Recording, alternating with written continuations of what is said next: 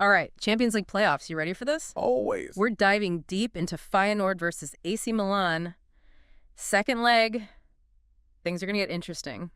Interesting is putting it mildly. I mean, that first leg, nobody predicted that. You're telling me Feyenoord pulling off a win? Shocking. Yeah, absolutely. Yeah. Especially, thinking about it, this is their first knockout stage appearance Oh, yeah. in 40 years. 40 years. Wow. Okay, so we need to break this down. I've got some stuff here. Pre-match analysis from Gazzetta dello Sport, always a good source, and a Betfair article. Ooh, betting tips. Betting tips. Some of them, you'll see. Ready to unpack all of Oh, them? I'm ready. Let's go. Okay, so first things first. Feyenoord. That upset in the first leg. How big a deal was this historically? Huge. I mean, not just for Feyenoord, for Dutch football, period. They've been waiting for a team to make a real Champions League run, Yeah. And Feyenoord, they could be it. And they did this right after firing their manager, too, which... I know. Talk about a wild ride. Seriously. But Milan's a giant, right? They have to be thinking comeback. Oh, yeah. No doubt. And from what I'm seeing, they're really banking on these new signings. The new guys, yeah. Gazzetta calling them the Fantastic Four, actually. Catchy. Leo, Pulisic, always dangerous. And then the two new additions. João Felix. From Chelsea, right. Yep. And get this, Santiago Giménez. Giménez, wait a second. Didn't he just leave Feyenoord to join Milan? You got it. Back to face his old team in a must-win game. Can you imagine the pressure? That's insane. I know. And Gazzetta was saying, apparently Giménez was pretty emotional during that first leg. Huh. Didn't score, though, so makes you wonder how he'll handle the second leg. Right, okay, but hold up. 3 new guys, right? What about Kyle Walker, the defender from Manchester City? What are they saying about him? Well, both sources agree he's going to be crucial, but in different ways. Gazzetta is all about the experience. Solid defender. They need to tighten up at the back after Feyenoord kind of exposed them a bit. But Betfair. Yeah. They're going a different direction with their prediction. Let me guess. They think he's going to score the winning goal. Defender, last-minute hero, the crowd goes wild. Not quite. Actually, Yeah. they're betting on him to get a foul. A foul. At least one. And the odds are surprisingly good considering his history, especially playing away. Interesting. So they're kind of banking on the pressure getting to him, maybe. Could be. But let's get back to Giménez for a second, that whole emotional return thing. What's Betfair saying about him? Yeah, good point.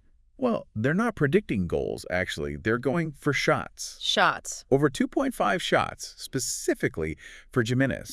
They're pointing to his stats back when he was with Feyenoord. Makes sense. He was consistently getting 3 or more shots per game in his last few appearances. Combine that with, the whole facing your old team narrative. Right. They think he'll be shooting at every opportunity. Okay, so they're factoring in the stats and the psychology. I like it. But just shots, no goals. Seems a little, I don't know, pessimistic. Yeah, not necessarily. Could be smart. Think about it. Feyenoord knows Giménez, inside and out. They're probably going to be all over him, making him take tougher shots. So the bet is kind of acknowledging that, yeah, scoring might be hard, but he's still going to be a threat. Ooh, that's a good point. I'm starting to see how these betting tips work. There's more to it than meets the eye. Exactly. Okay, last but not least, João Felix. Another big name, tons of experience, even though he's young. What's the prediction there? Both sources are pretty high on him. Gazzetta loves his ability to create chances, link up with Leo, Pulisic, all that. And Betfair. Betfair's keeping it simple, betting on at least one shot on target for him. It seems he's hit that mark in both his appearances for Milan so far. So the theme seems to be Milan's really putting their faith in these new guys to turn things around. But how exactly are they going to attack Feyenoord? Because that first leg didn't exactly go to plan. Right, and that's where Gazzetta gets really juicy. They're suggesting that Santiago is actually thinking about starting all 4 attackers. All 4. Leo, Pulisic, Felix, and Giménez. All on the pitch at the same time. Whoa. That's bold. Very bold. But remember, Feyenoord neutralized them pretty effectively in that first leg. They did. How'd they do that? What was their secret weapon? That's what we need to figure out. Because if Santiago wants to avoid another upset, he's got to understand how Feyenoord shut them down. Okay, so we've got a potential tactical masterclass brewing, a revenge storyline with Giménez and Milan going all in on attack. This is already shaping up to be one heck of a match. Absolutely. And we haven't even touched on Feyenoord's side of things yet. You're right. We still need to look at their key players and their tactics. Looks like we've got a lot more to uncover in this deep dive. Oh, yeah. We're just getting started.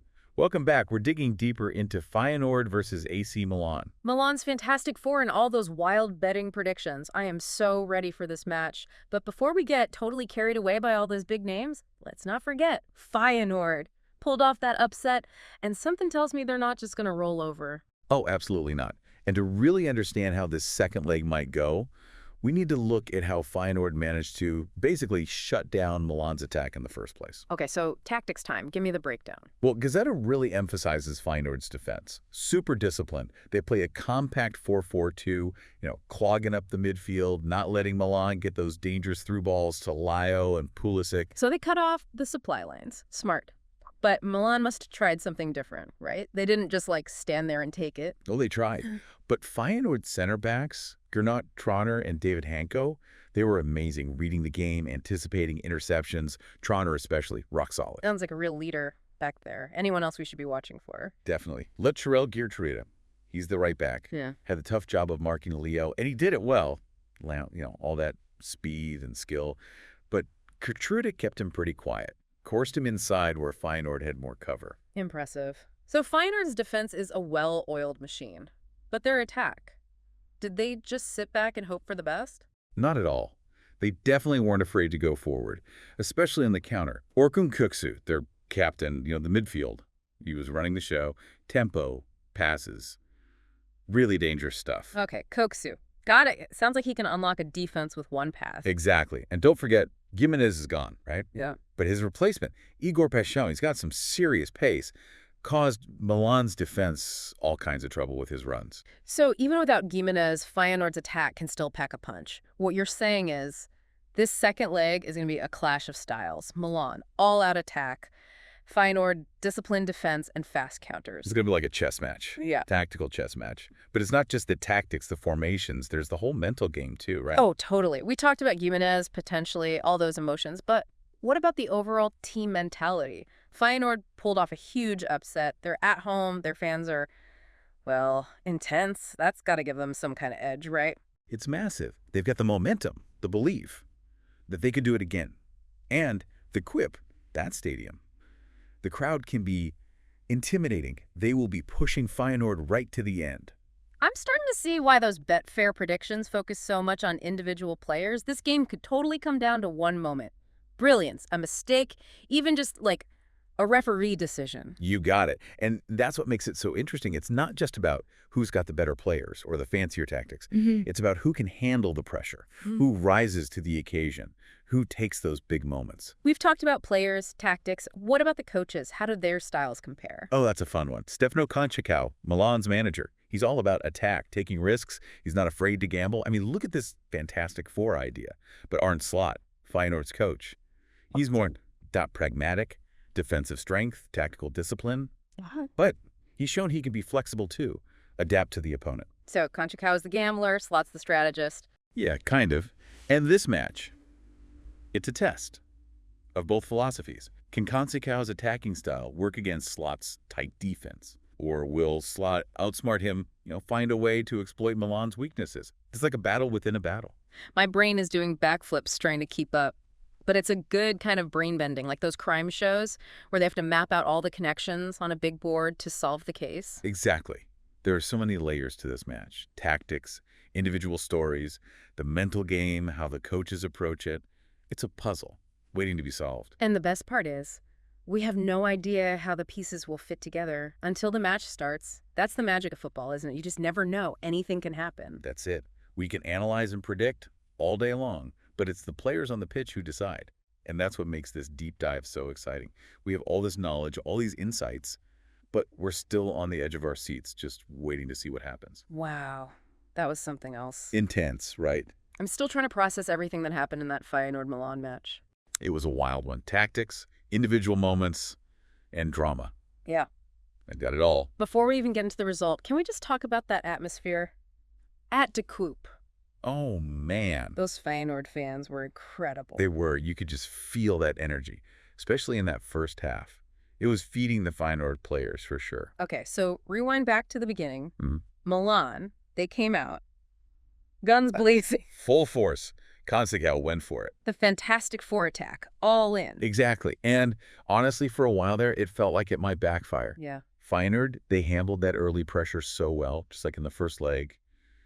Compact, defensively sound. But then, boom, 23rd minute. Remember that Betfair prediction? Yeah. About Giménez taking a lot of shots? Oh, yeah. They nailed it. And he didn't just shoot, he scored. What a moment. Felix with that perfect cross, Yeah. Giménez, header, unstoppable. You could just see it on his face, the emotion, redemption. Totally.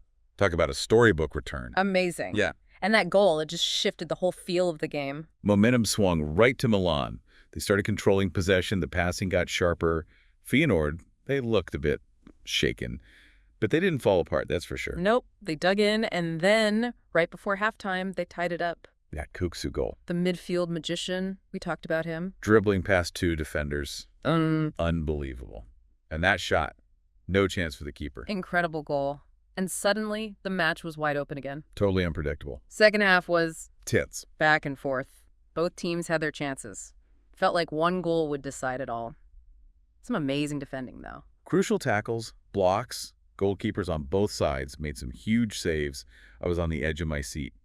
But in the end, that early goal from Giménez, it made all the difference. It did. Milan held on, got the draw, and they're through to the next round. Tough win for them. But Feyenoord, you got to give them credit. They fought hard, pushed Milan to the limit, proved they belong at this level. Okay, looking back, what are the big takeaways from this match? Well, for Milan, it shows Santiago style can work. He took a risk, and it paid off. The Fantastic Four, they showed us what they can do. And as they play more together, it's only going to get better. As for Feyenoord, Yeah, what about them? I think this loss, Yeah. it'll motivate them. They got a taste of European success, and they'll want more. They'll be back. I think so, too. Well, there you have it. Feyenoord versus AC Milan. What a match. Everything we could ask for. Absolutely. To everyone listening, thanks for joining us on this deep dive. Hopefully you learned something new about the game. And hey, maybe you even won some bets along the way. Keep exploring the game, keep learning, and most importantly, keep that passion for football alive. Until next time.